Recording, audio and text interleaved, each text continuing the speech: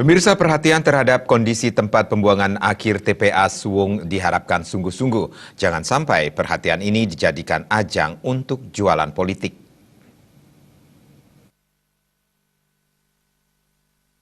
Kondisi TPA Suwung sudah bertahun-tahun selalu gagal dikelola dengan baik, hingga memberi dampak kurang baik bagi citra Bali maupun masyarakat sekitar TPA.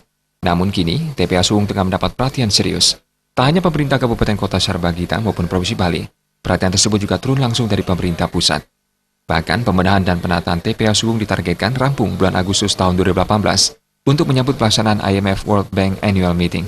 Klien adat Banjar Pesanggaran mewakili masyarakat terdampak, Iwayan Widiada menekankan, selain menjadi bagian dari persiapan IMF World Bank Annual Meeting, penataan diharapkan agar dilakukan berkelanjutan.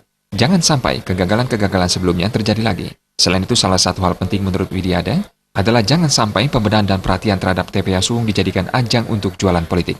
Tidak boleh dipakai ajaran politik. Tidak boleh dipakai jualan politik. Mau kampanye, mau naik jadi apalah di sana, Waka akan bisa mengelola ini, itu tidak penting. Yang penting adalah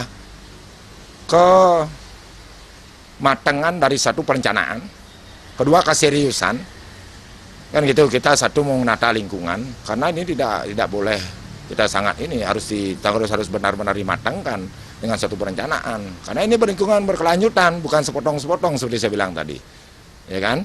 Dan sekali lagi, tolong kalau ada aja ini supaya jangan ibaratkan seperti orang-orang tua bilang, kita cantik di muka, tahu-taunya di belakangnya bobrok. Baru ada IMF ya kita ya dandan lah. Dandan seperti gadis cantik dibikin ini. Karena kalau suatu kebohongan akan ditutupi oleh kebohongan yang selanjutnya.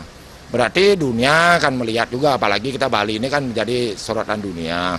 Widiada menekankan, TPA bukanlah sekedar tempat pembuangan akhir yang sampahnya dibiarkan begitu saja, namun harus dikelola dengan maksimal dan profesional. Gargita Bali TV.